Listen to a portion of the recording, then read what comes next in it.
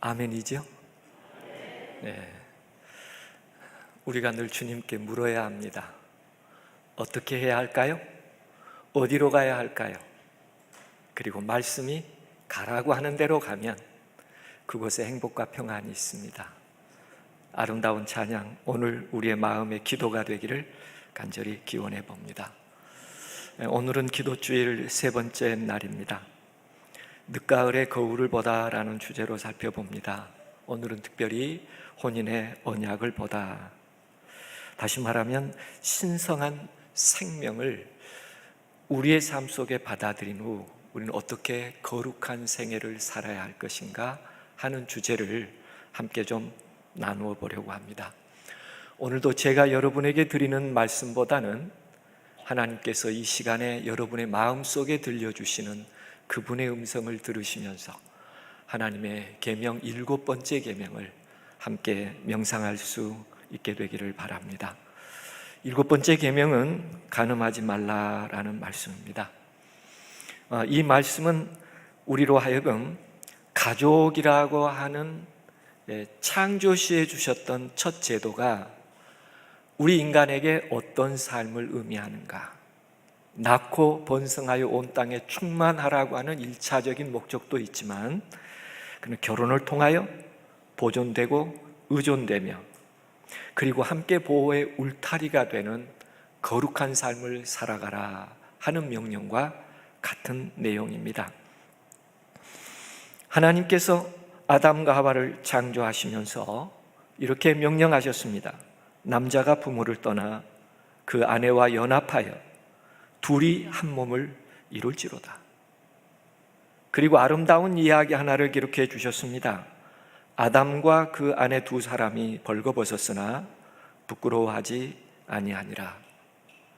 하나님이 가정의 이상을 허락하실 때 벌거벗었음에도 불구하고 아무도 부끄럽지 않는 성결한 기쁨이 있는 삶을 계속 살아가도록 하나님께서 주신 제도이죠.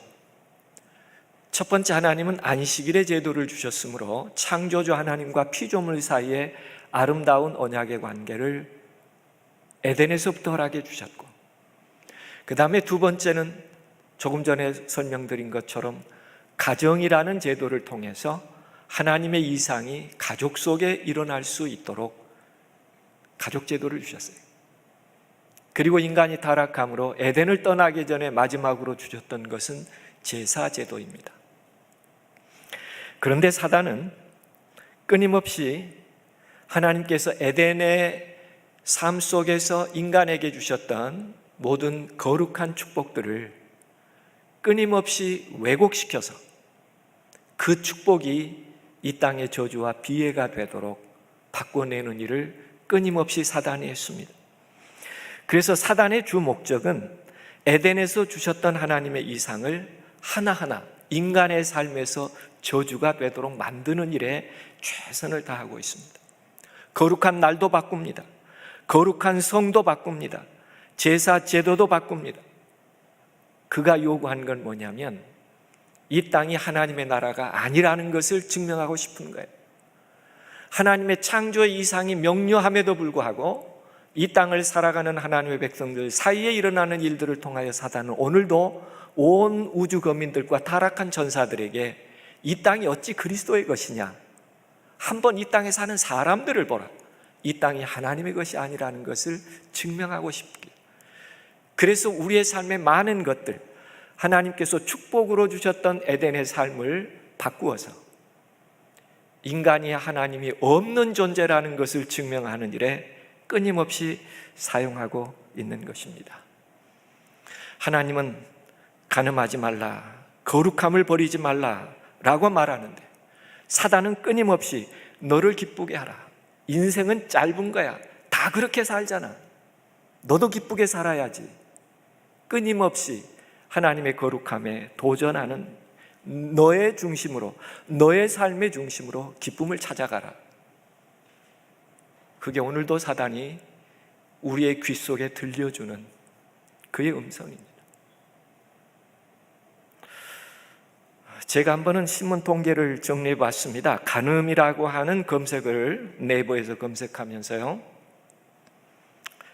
1950년대 한국 전쟁이 있었고 헤어짐의 아픔들이 있었습니다.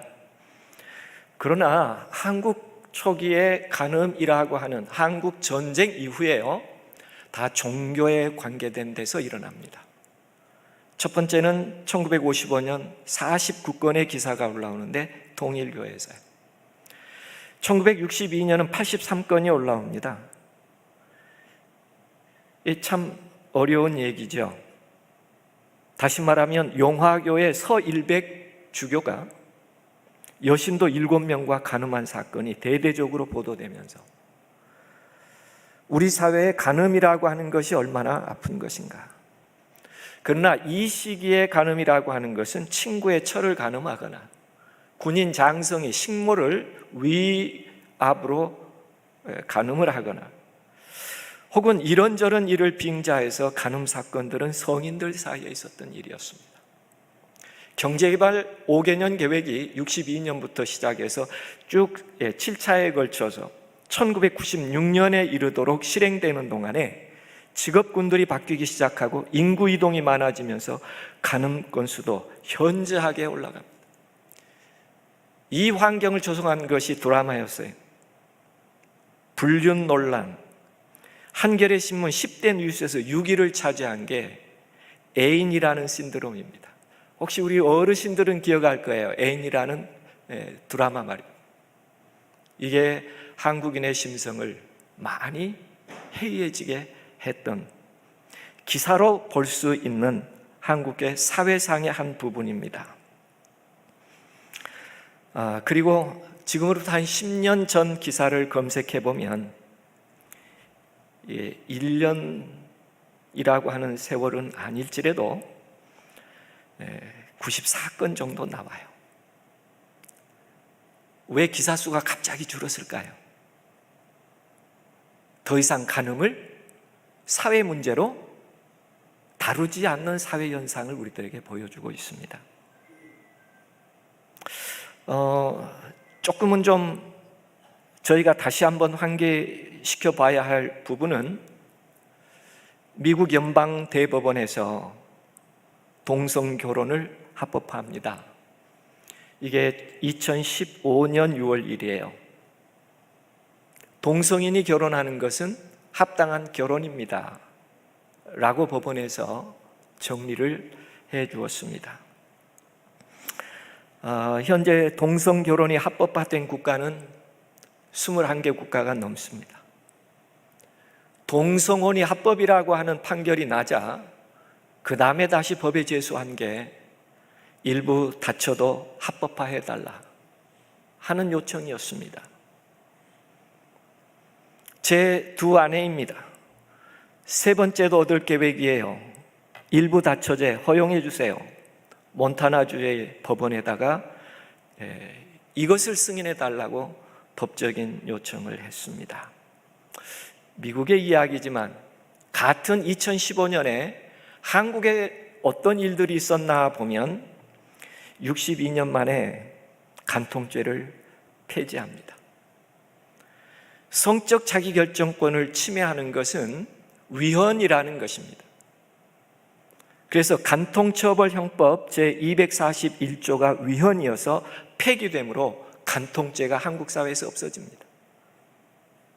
누구도 간통을 했다고 죄로 구속할 수 없다는 것입니다. 그건 자기 결정권이라는 거예요.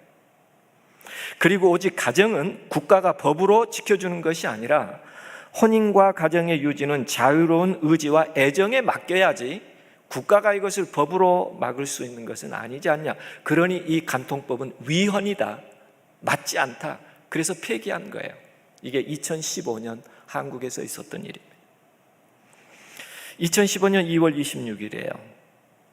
그동안에는 간통한 경우에는 쌍벌죄였습니다. 두 사람 다 2년 이하의 징역을 살도록 법이 그렇게 약 60여 년 동안 진행해 왔었습니다. 대법원 판사 중에서의 딱 두 분이에요. 이 두 분만 간통죄는 아직까지 우리 사회에서 존재의 의의를 찾을 수 있다며 선량한 성도덕을 수호하고 혼인과 가족 제도를 보장하는 데 효과가 있으니 합헌입니다 라고 말하는 사람은 2사람이에요. 9사람 중에서.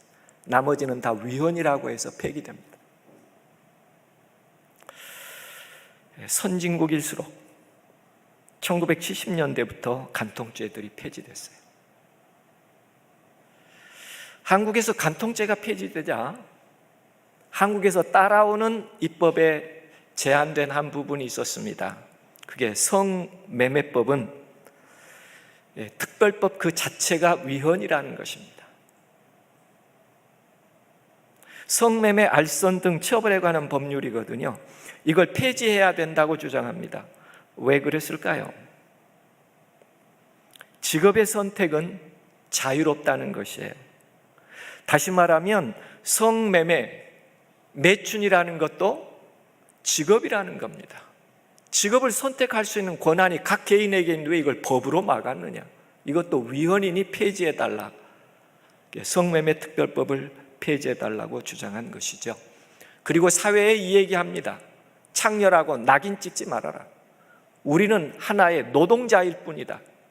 이게 우리 한국 사회 성에 대한 인식점들이에요. 우리가 인정하든지 인정하지 않든지 창렬하는 그 인식, 이것은 비범죄화의 필요를 이야기하고 있는 것과 같다. 한 개인의 삶이니 어떤 직업을 선택했더라도 그 직업을 인정해주는 사회여야 한다. 들어보면 일리 있는 것 같습니다. 그럼에도 불구하고 성매매 특별법이 위헌이라고 그렇게 제소합니다. 동일하게 2015년에 성매매 특별법이 위헌이라고 폐기된 나라들이 늘어났습니다. 참 이상하죠? 이게 우리의 현실이에요. 이제는 기독교 선진국을 따라갈 수 없는 시대가 되었을 뿐만 아니라 동성애가 합법이기 때문에 이전까지만 해도 법대로 살아라 이렇게 말할 수 있는 시대였습니다. 그런데 지금은 법대로 살아라고 말할 수 없는 시대예요. 왜요? 법이 모든 것을 다 폐기했으니까요. 법도 나무라지 않는데 왜 당신이 시비냐고 이렇게 하는 시대죠. 법대로 사십시오라는 말이 실효성이 없는 시대를 우리는 지금 살아가고 있습니다. 그런가 하면 이 모든 것을 미화해요. 합법이라고 미화하고요. 문화가 그것을 조장하고요. 그리고 종교가 그것을 지지합니다. 정말 종교가 지지하냐고요? 그렇습니다. 시카고에 있는 세미나리는 신학대학원입니다. 테이크 투라는 콘돔을 나눠줘요.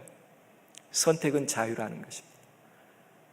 우리나라는요, 총회 신학대학에서 무지개 리본 클럽을 하나 만들었어요.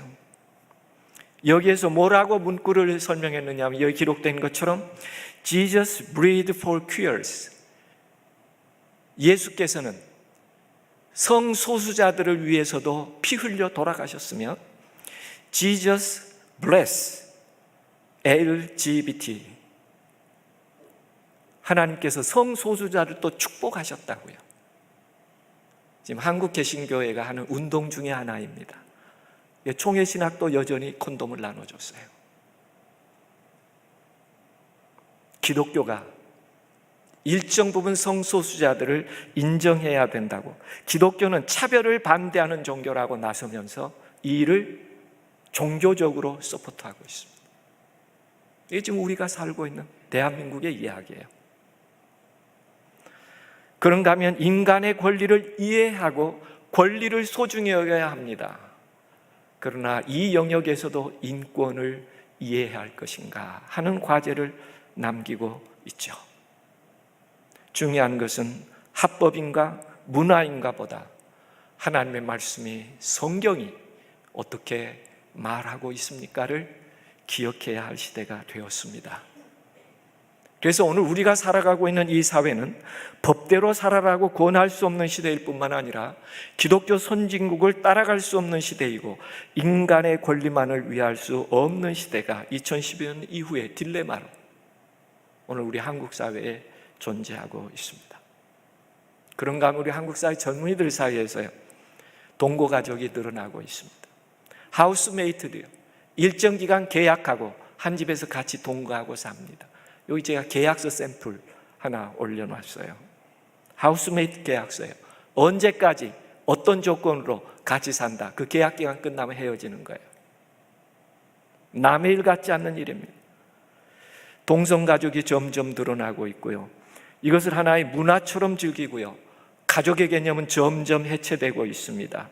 그런가 하면 비혈연 가족이, 이제는 가족이 혈연으로 이루어진 것이 아니라 가족은 선택으로 이루어진다고 강조합니다.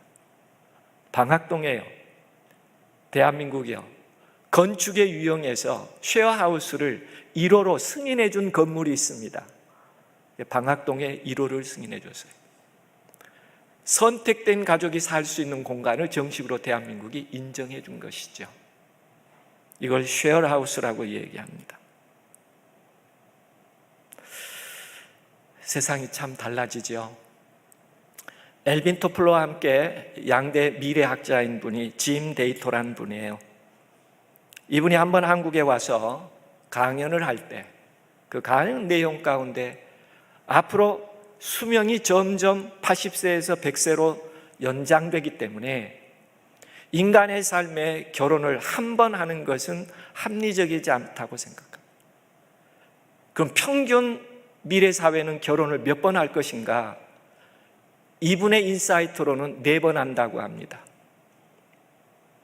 첫 번째 결혼은 재미삼아서 해본다는 거예요. 어느 정도 살다가 다시 두 번째 결혼을 하는데 경험을 위해서 한 번 더 결혼을 하고요. 세 번째는 아이를 갖기 위해서 결혼을 해보고요. 그리고 네 번째는 진정한 사랑을 위해서 다시 결혼할 수 있다. 그래서 미래 사회는 현대인들이 평균 몇 번 정도 결혼할 가능성이 많다? 4번 정도 결혼할 가능성이 많다. 어떤 분에게는 야호 하는 마음의 외침이 일어날 분도 계실지 모르겠어요. 그런가 하면 세계적인 축제 가운데 게이 리오 카니발이라는 게 있습니다. 많은 세계 사람들이 모여요. 이 축제 기간에요. 성경은 명료하게 말합니다. 이와 같이 남자들도 순리대로 여인 쓰기를 버리고 서로 향하여 음욕이 불릴 듯하며 남자가 남자로 더불어 부끄러운 일을 행하며, 이런 삶이 있다고 성경은 얘기합니다. 그런가 하면 시드니에 게이 레즈비언 축제가 있어요. 로마서는 여전히 얘기합니다. 저희 여인들도 순리대로 쓸 것을 바꾸어 영리로 쓰, 하나님의 말씀대로 살아가지 않는다는 거예요. 대한민국은요, 지금 코로나 기간에 잠시 멈췄습니다만 23년에 다시 퀴어 축제를 엽니다. 더불어 성경은 부끄러운 일을 했다라고 기록하고 있어요.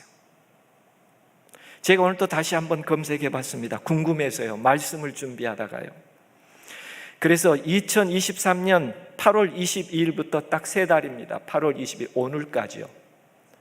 간음이라고 하는 단어를 했더니 검색이 344건이 검색됐어요. 그런데 전혀 다른 영역입니다. 지금 대한민국 사회에서 간음이라고 하는 이 용어로 검색을 해보면 미성년자에 대한 성폭행이 대다수를 이룹니다. 마약을 먹여서 중학생들을 데리고 가서 간음을 하거나, 정말 어린 초등학생들을 대상으로. 이게 우리 지금 한국 현실이에요. 이 많은 건수가 다 미성년자들을 대상으로, 초등학생들을 대상으로 한 성폭행에 대한 이야기들입니다. 이런 사회를 영감의 글은 이렇게 얘기하고 있습니다. 읽어보겠습니다. 우리 주변에서 일어나는 일들이 우리의 길을 에워싸고 있는 위험을 보여주기에 충분하지 않는가? 도처에서 우리는 인류의 잔해들, 깨어진 가족 재단들, 깨어진 가족들을 본다. 도처에서 가족의 이상이 없어지는 것을 본다. 원칙을 내동댕이 쳐버리는 이상한 일들이 있으며 도덕성의 원칙이 낮추어지고 이 땅은 신속하게 소돔이 되어가고 있다. 세상에 하나님의 심판을 가져왔고 물로 홍수를 겪게 했으며 소돔을 불로 멸망시켰던 남색적인 행습들이 신속하게 증가하고 있다. 우리는 종말에 점점 더 가까이 다가가고 있다. 딱 맞는 오늘 우리들의 얘기를 하는 것 같습니다. 종말에 점점 더 가까이 다가가고 있다. 성경은 우리들에게 분명하게 이 두 이야기를 몇 번이나 반복했는지 복음서에만도요, 편지서를 제외하고서도요, 노아의 때 된 것 같이 인자의 때도 그러하리라. 사람들이 먹고 마시고 장가가고 시집가더니, 소돔과 고모라도 마찬가지입니다. 로스 때와 같으리니 사람들이 먹고 마시고 사고 팔고 심고 집을 짓더니 인자의 나타나는 날에도 이러하리라. 반복적으로 창세기도 얘기합니다. 노아 홍수 이전의 상황이 하나님의 아들들이 사람의 딸들의 아름다움을 보고 자기들의 좋아하는 모든 자로 아내를 삼는지라. 하나님은 혼인의 거룩함을 명료하게 말씀해 주셨음에도 불구하고 너의 즐거움대로 살으라고, 너의 기쁨을 위해서 살으라고 사단은 이때로부터 충분히 충동했습니다. 그리고 이 땅의 현상 때문에 하늘의 존재들에게 이 땅이 어찌 하나님의 땅이며 하나님의 자녀들이 어디 있느냐고 눈을 씻고 보라고 그렇게 사단이 말할 만큼 아프지만 하나님께서 홍수로 다 멸할 수밖에 없는 상황으로 갔었던 게 사실입니다. 소돔과 고모라 성도 마찬가지입니다. 그래서 예수님께서 남보다 더하는 것이 무엇이냐고 산상보훈에 다시 우리들에게 물으셔요. 너희는 그러면 남보다 더하는 것이 무엇이냐? 그러면서 말씀하십니다. 또 간음치 말라 하였다는 것을 너희가 들었으나 난 내가 너희에게 다시 말하는데 여자를 보고 음욕을 품는 자마다 마음에 이미 간음하였습니다. 그러면서 그 시대의 상황 하나를 다시 설명해 주십니다. 마태복음 5장에 이어서 하신 말씀 가운데 보면 누구든지 아내를 버리려거든 이혼 증서를 줄 것이라. 그러면 이혼할 수 있었다는 거예요. 모세의 법에 의해서. 근데 예수님께서 나는 너희에게 이르노니, 내가 다시 말하는데 그게 아니라는 겁니다. 누구든지 음행한 연고 없이 아내를 버리면 이는 저로 간음하게 하며 또 누구든지 버린 여자에게 장가드는 자도 간음함이라고 명료하게 말씀하십니다. 비록 모세의 법이 증서를 주어서 합당하게 이혼한다고 할지라도 하나님의 법이 아니었다고 얘기합니다. 그러므로 오늘 7번째 계명을 저희가 다시 한번 명상해 보고 싶은 거예요. 하나님께서 오늘 우리들에게 이 마지막 시대에 하나님의 계명을 가진 자라는 재림교회의 정통은 4번째 계명을 갖고 지킨다는 의미는 아닙니다. 10계명 전체가 우리의 삶이 되고 하나님의 나라 이상을 위하여 순종하며 우리의 삶의 아름다운 가치와 의미가 되도록 우리를 부르신 것이, 우리만을 부른 것이 아니라 타락해가는 세상을 향하여 다시 한번 회복할 수 있는 자들이 필요하셨기에 오늘 재림교회를 순결한 교회로 하나님의 계명이 살아있고 그들의 심령 속에 계명의 이상이 실현되는 그런 가정들을 하나님께서 기대하고 오늘 또 우리로 하여금 그 일에 두 손 모으기를 기대하시는 것입니다. 하나님의 명령 가운데 간음하지 말라, 요람에서 무덤까지 이 결혼제도의 신성성은 유지되어야 한다고 말하고 있습니다. 하나님의 형상으로 창조된 사람은 이 순결이 끝까지 유지되어야 한다고 그렇게 말하고 있습니다. 간음이라고 하는 범주는 이성 사이의 모든 부도덕한 관계를 말하고 있습니다. 결혼이 숭고한 것처럼 끝까지 하나님 안에서의 아름다운 가정을 이루며 하늘까지 이루는 거룩한 언약의 관계는, 언약이라는 말 자체가 생명을 희생하고라도 그때까지 그 약속은 지키겠습니다 하는 게 언약이죠. 언약을 깬 자는 반드시 피를 요구했으니까. 그래서 예수께서 우리를 향하여 피 흘려 돌아가신 것은 우리 인간이 언약을 깼기 때문이었죠. 간음 명령도 마찬가지입니다. 하늘의 최상의 선물은 결혼 전에 내 상태가 순결해야 할 뿐만 아니라 결혼 후에도 내 상태가 하나님 말씀대로 순결해야 함을 이야기하고 있습니다. 그 말은 순결하라가 거룩하게 되라. 하나님께서 함께하는 이상이 우리의 가정 가운데 있어야 할 것을 강조하고 있습니다.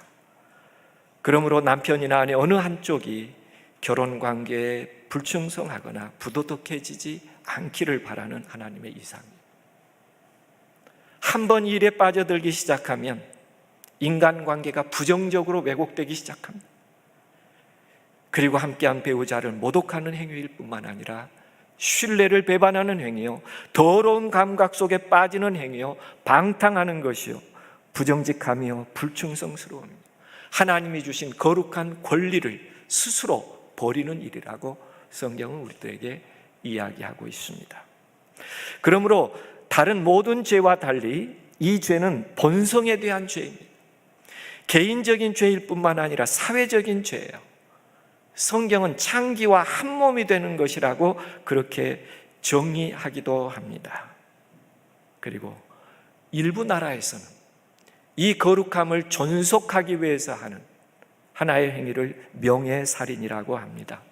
아직도 우리 지구촌에는 몇 나라들은 이 간음의 일로 인해서 동네 사람들이 돌로 쳐서 그 부정함을 없애겠다고 하는 그 전통을 지금도 가지고 있는 나라도 있죠. 우리는 다시 한번 생각해 보는 것입니다. 간음이라고 하는 영역은 말과 생각과 품행의 모든 형태의 부도덕함을, 모든 형태의 부정함을 간음이다. 성경은 그렇게 얘기합니다. 언어를 사용하는 표현에 있어서나 혹은 내가 마음속에 갖는 정신적인 모든 일을 포함하여 도덕적 부정함을 간음이다. 이렇게 성경은 우리들에게 정의해 주고 있습니다. 어쩌면 우리가 아름다운 가치 있는 도구가 될 수 있음에도 불구하고 이 육체적 욕망을 제어하지 못할 때 가장 무서운 파괴의 도구가 될 수 있는 것입니다. 그래서 우리는 생각하는 것과 바라보는 것을 참 주의해야 합니다. 실제 내가 하지 않았기 때문에 내가 간음하지 않았다라고 말할 수 없는 것은 그 정신적 불결함은 이미 음심을 가지고 바라보았다면 내 마음에는 거룩함이 사라진 것이죠. 누구도 자유하지 못합니다. 끊임없이 하나님께 맡기지 아니하면 이게 실질적으로 자꾸 바라보면 그렇게 삶이 가요. 최근에 우리 사회에서 일어났던 일들을 보면 여기 성폭행범 고종석은요,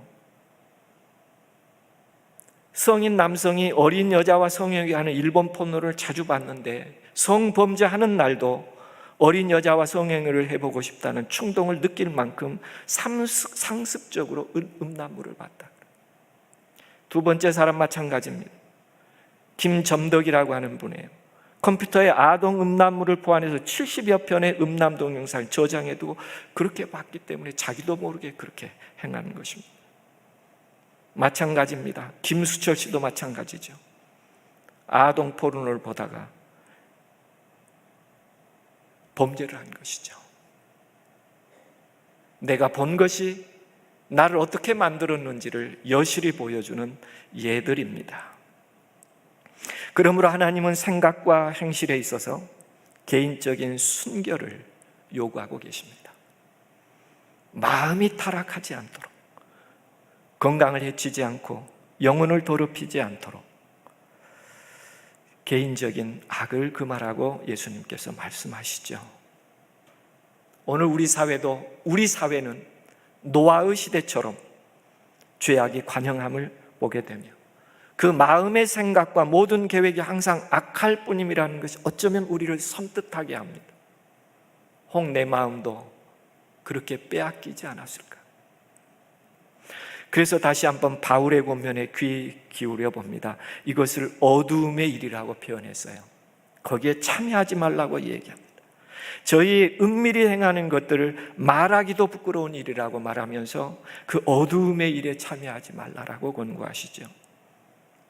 그리고 우리로 하여금 사도 바울은 우리 자신이 그리스도의 지체라는 것을 잊지 말라고 합니다.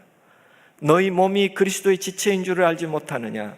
내가 그리스도의 지체를 가지고 창기의 지체를 만들겠느냐? 결코 그럴 수 없느니라. 창기와 합하는 자는 저와 한 몸인 줄을 알지 못하느냐? 사람이 범하는 죄마다 몸 밖에 있거니와 음행하는 자는 자기 몸에게 죄를 범하느니라. 하나님의 거룩한 성전이라는 개념, 그리스도의 지체라는 개념을 잊지 말라는 것입니다. 그래서 사도 바울은 여전히 강조합니다. 너희 몸은 너희가 하나님께로부터 받은 바 너희 가운데 계신 성령의 전인 줄을 알지 못하느냐? 그러므로 너희 몸으로 하나님께 영광을 돌리라고 오늘도 우리들에게 거룩한 부르심을 반복적으로 주고 있습니다. 성경은 특별히 이 영역에 있어서 세 가지 점을 강조합니다. 첫 번째는 죄를 정복해야 할 것은 육체적인 행위가 아니라 우리 마음에 있다는 것을 기억하라고 말합니다. 여자를 보고 음욕을 품는 자마다 마음이 이미 간음하였다고 말하면서 마음에 나오는 것은 악한 생각이요 간음과 음란과 이런 것들이 사람을 더럽게 하는 것이라고 정리해서 말해주고 계십니다. 그러므로 성경의 이야기는 우리로 하여금 행위가 아니라 우리의 마음을 거룩하게 관리할 수 있는 자가 되어야 한다고 얘기하고 있습니다. 비록 기회가 없어서 행동에 옮기지 않았을지라도 내가 그 생각 속에 있었다면 그건 이미 간음한 것이라고 정의하고 있습니다. 예수님께서. 두 번째는 우리로 하여금 마음에 가질 뿐만 아니라 갖지 않을 뿐만 아니라 상상도 하지 말라고 일곱 번째 계명을 범하는 범주에서 우리의 마음이 항상 깨끗하고 깨끗한 생애로 깨끗한 소망으로 간직되기를 하나님께서 바라시면서 마가복음 9장에는 이렇게까지 말씀합니다. 만일 내 눈이 너로 범죄케 하거든 그 눈을 차라리 빼버리라고. 그리고 남은 지체가 하늘 가는 게 낫지 않겠느냐. 우리의 마음의 결단이 얼마나 깊어야 하는지를 우리들에게 조용히 권고해 주고 계십니다. 우리로 하여금 세상에 있는 것들을 사랑하지 말며 다 이것은 아버지께로 쫓아온 것이 아니라 세상으로 쫓아온 것이라고 얘기합니다. 이 세상도 그 정욕도 지나가되 오직 하나님의 뜻을 행하는 이는 영원히 거할 수 있다고 우리의 삶을 다시 한번 바라보기를 원하십니다. 그러므로 미혹된 정욕은 마귀가 만든 사랑의 위조품이라는 것을 기억하며 우리 마음에서 잉태하거나 우리 생각 속에 상상하지 않는 일이 대단히 중요하다고 얘기하고 있습니다. 그러므로 성경은 우리들에게 마지막으로 우리의 마음을 끊임없이 새롭게 하며 우리의 마음을 끊임없이 새롭게 하고 세상을 본받지 말고 변함을 받으라고. 그리고 비록 시험이라고 하는 것이 있을지라도 그것을 참는 자가 복이 있다고 얘기합니다. 시험이 없는 사람이 없을 거예요. 그래서 시험이 없는 자가 복이 있다고 성경은 표현하지 않고 시험이 있지만 그 시험을 참는 자가 복이 있다고 성경은 우리들에게 말해주고 있습니다. 남의 아내와 동간하는 자도 이와 같을 것이라. 무릇 그를 만지기만 하는 자도 죄 없게 되지 아니하리라. 그저 전혀 다른 표현으로 만질 수 있어요. 그러나 그렇게 할지라도 죄 없다 하지 아니할 것이라고 성경은 아주 명료하게 얘기하고 있습니다. 이것을 행하는 자는 자기의 영혼을 망하게 하는 자라고 얘기하고 있습니다. 그러므로 성경은 우리들에게 양심의 가책을 경험한 것은 여러 번의 죽음보다 더 쓰지만 우리가 그렇게 살아야 한다고 성경은 얘기합니다. 그렇지 않으면 우리도 언젠가 사망이라고 하는 마지막 아픔을 경험하게 될 것이라고요. 우리는 성경에 아주 강한 사람들이 이 죄 때문에 7번째 계명 때문에 넘어진 것 우리는 확인할 수 있죠. 삼손이 그랬습니다. 얼마나 훌륭했습니까? 날 때부터요. 이 문제 때문에 그 강한 사람이 희생을 당합니다. 물론 우리가 다윗을 늘 찬양하고 기쁘게 다윗의 삶에 대하여 우리가 얘기합니다. 그러나 그도 한때 희생당한 강한 사람이었습니다. 평생 지울 수 없는 고통이에요. 오늘 우리들에게 사도 바울은 다시 말합니다. 이와 같은 미혹을 받게 되면 하나님의 나라를 유업으로 받지 못할 것이라고 말합니다. 음행과 온갖 더러운 것과 탐욕은 너희 중에서 그 이름이라도 부르지 말라. 이는 성도의 마땅한 바니라. 만약에 그렇게 하지 않고 음행하는 자나 더러운 자나 탐하는 자 곧 우상숭배자는 다 그리스도와 하나님의 나라에서 기업을 얻지 못할 것이라고요. 그 마지막이 무엇인지를 기억하라고 얘기하면서 그건 둘째 사망이라고 얘기해요. 행음자들과 불과 유황으로 타는 못에 참여하리. 성경은 우리들에게 그러므로 우리의 거룩함이 어디에 있어야 하는지 명료하게 얘기하면서 7번째 계명을 다시 한번 상기하기를 원해요. 무엇을 조심하면 좋을까? 몇 가지 경고된 내용이 있습니다. 악덕의 길목에서 그것을 이해하고 확인하며 돌아설 수 있는 경고, 알람이 있어요. 가족 관계에 있어서 배우자와 충분한 사랑의 관계를 가지라는 것입니다. 때로 어떤 가족들은 산발적인 사랑의 관계 속에서 서로 간에 이런 유혹의 시작점이 될 수 있다고 얘기합니다. 아주 산발적이에요. 어떤 분은 사랑의 행위를 한 지가 2년도 넘었다고 하는 분들이에요. 그리스도인의 가정으로 결코 있어서는 안 되는 얘기입니다. 뿐만 아니라 결혼 생활이 지루하지 않도록 살다 보면 아이들 위주로 자연스럽게 살 수밖에 없는 환경이 돼요. 부부는 두 번째일 수 있어요. 그러나 그렇게 하지 말라고 얘기합니다. 함께 아름다운 추억을 쌓아가는 사람들이야말로 이 계명의 범주에 유혹받지 않을 수 있는, 제일로 중요한 것은 부부 사이의 행복을 하나님이 주신 축복으로 받아들이며 지금도 친밀한 관계를 유지해 가는 것입니다. 그렇지 않을 때 유혹이라는 게 어느 한순간에 다가와요. 두 번째, 악독의 길목에서 나타나는 신호는 자꾸 부정한 문학이나 분명한 매체에 자꾸 손이 가기 시작하면 깨달으라는 것입니다. 오늘 우리 현대인들에게 참 원치 않아도 막 들어와요. 스마트폰에 원치 않아도요. 그러나 우리에게 마음을 깊이 하며 이 매체에 자꾸 반복적인 관심을 갖지 말라.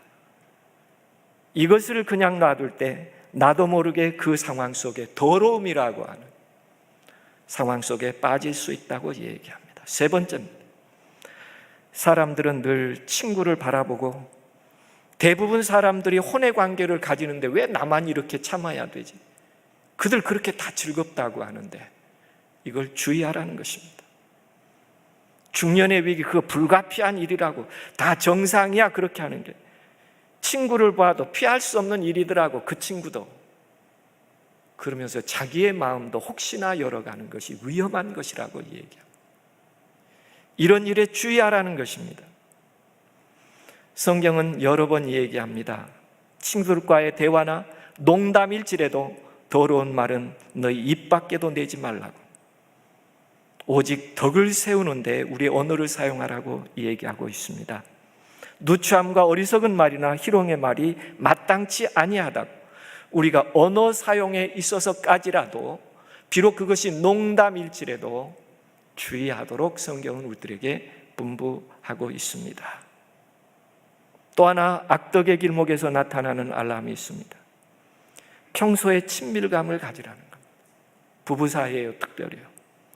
어루만져주거나 혹은 입으로 사랑해, 잘자, 고마워, 평범한 일일지라도 끊임없이 아름다운 마음의 이야기를 나누는 생애를 살아가라. 이게 점점 사라지면, 여보 오늘은 참 예뻐 보여, 당신 오늘은 정말 멋져, 아무 말 아닌 것 같아도 빌드업 하라는 거예요. 끊임없이.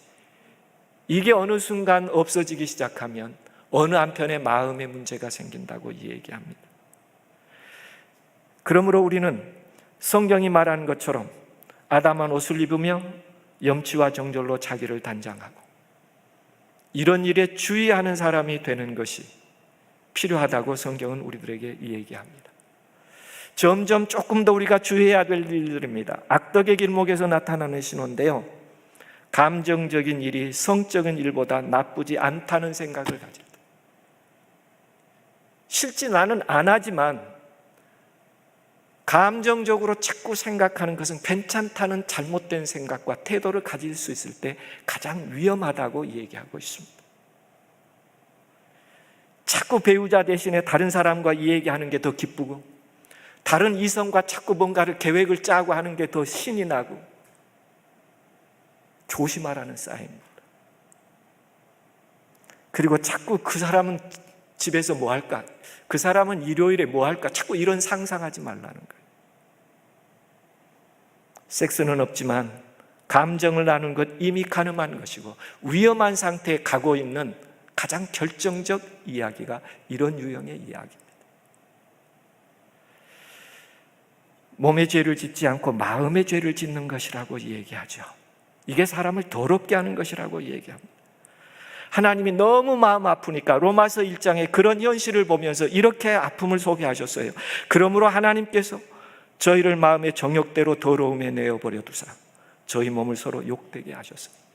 얼마나 아프면 하나님께서 로마서 1장에 이렇게라도 권고하셨겠습니까? 저희가 남은 교회로서 세상의 마지막 하나님의 뜻과 하나님의 나라를 이 땅에 실현하기 위한 소중한 하나님의 자녀들로서 그 특성이 하나님의 계명을 지키며라고 말하고 있습니다. 조금 전에 말씀드린 것처럼 안식일 계명만 지키는 것을 말하고 있는 것은 아닙니다. 모든 계명이 우리의 삶에 큰 기쁨이 되며 하나님을 영화롭게 하는 일에 하나님의 계명을 지킨다고 하는 게 오늘 7번째 계명도 우리 삶으로 지켜 거룩함으로 하나님께 영광을 돌리는 것임을 오늘 다시 한번 우리 마음속에 간직하며 계명에 순종하는 하나님의 백성들이 되기를 간절히 원합니다. 우리는 자꾸 물어봐야 합니다. 하나님을 기쁘시게 하는 것보다 나를 기쁘게 하고 싶어질 때, 하나님을 위한 열정보다 나의 열정에 빠져서 살게 될 때, 하나님의 나라에 대한 열망보다 나의 욕망의 열망이 더 자꾸 앞서려고 할 때, 이 순간마다 하나님의 계명이 우리를 지키지 못합니다. 자꾸 물어봐야 합니다. 하루를 마치고 또 연말 기도 주일에 우리가 한 해 동안 살아온 일의 흔적들을 보면서 우리는 이렇게 물어봐야 합니다. 하나님의 기쁨을 위한 것인가? 내 기쁨을 위해서 끊임없이 나는 그런 추구하는 삶을 사는 것인가? 그럴 때만 하나님이 우리 가운데 임하여 올 수 있습니다. 그럴 때만 하나님께서 우리의 마음을 치유해 주실 수가 있습니다. 이 상태에 있을 때 우리는 하나님께 기도드리게 됩니다. 하나님이여, 내 속에 청한 마음을 창조하시고 내 안에 정직한 영을 새롭게 하소서. 마음의 진심으로 이렇게 하나님께 기도드리는 일, 이게 연말 기도주일에 그리고 대속죄일에 온 백성이 함께 모여서 하나님께 구했던 마음의 기도였습니다. 오 하나님이여, 내 속에 정한 마음을 창조하시고 내 안에 정직한 영을 새롭게 하소서. 요셉은 그렇게 살았던 것 같습니다. 요셉은 내가 어찌 이 일을 하나님 앞에서 이 죄악을 저지를 수 있느냐고요. 하나님 안에서 있을 때 그 계명은 우리를 지킵니다. 우리가 계명을 지키는 것이 아니라 계명이 우리를 지킨다는 것을 꼭 기억할 수 있게 되기를 간절히 원합니다. 한 분의 얘기를 나누면서 마쳐야 될 것 같습니다. 최근에 며칠 전입니다. 제가 뉴스를 보다가 우연히 이 뉴스를 보게 됐어요. 그리고 제가 캡처해 보았습니다. 39살입니다. 미국의 유명한 연예인이에요. 저는 TV에 나오는 연예인이기 때문에 굳이 혼전 순결을 지향하는 것을 숨기지 않았다라고 인터뷰에서 털어놨습니다. 유명해지기 전에 나는 하나님과의 대화를 통해 혼전 순결을 맹세했습니다. 유명해지기 전에, TV에 나오는 유명 인사가 되기 전에 나는 하나님과 약속했다는 거예요. 혼전 순결을 지키겠다고요. 하나님에게 제가 살아있을 때 당신을 어떻게 증명했으면 좋겠느냐고 물었습니다. 그랬더니 하나님께서 하나님을 뿌듯하게 하는 법은 혼전 순결을 지키는 것이라고 나에게 말씀해 주셨습니다. 비록 연예인이고 그는 흑인임에도 불구하고 지금까지 39살까지 자기의 순결을 지켰다고 인터뷰를 했어요. 이게 왜 뉴스가 됐을까요? 미국 사회에 있을 수 없는 일이 나타나니까 이게 뉴스감이 된 거죠. 오늘 재림 청년들에게 조용히 두 손 모아 이런 기도를 드릴 수 있게 되기를 간절히 원합니다. 내가 결혼 전까지 하나님께 영광을 돌릴 수 있는 일이 무엇입니까? 그분이 말씀하신 것에 순종할 수 있는 그런 젊은 날들이 되기를 간절히 원합니다. 그럼에도 불구하고 하나님은 우리의 지난날의 모든 삶의 잘못들을 용서하십니다. 비록 내가 오늘까지 비록 내 삶 속에서 7번째 계명에 접촉된 어떤 일이 있었다고 할지라도 하나님은 용서하십니다. 한 매춘의 여인이요, 마음의 자유가 없었습니다. 공허했어요. 그래서 죽을까 하는 노력도 여러 번 시도해 봤습니다. 그런데 어느 날 하나님이 그가 너무 자유 없이 방황할 때 하나님의 말씀을 읽으라고 했어요. 처음에는 그걸 무시했습니다. 그런데 그가 여행을 가면서 성경 한 권을 자기도 모르게 가방에 넣고 갔어요. 그리고 비행기와 비행기의 연결 사이에 약간의 시간이 있을 때 성경을 열어서 읽기 시작했습니다.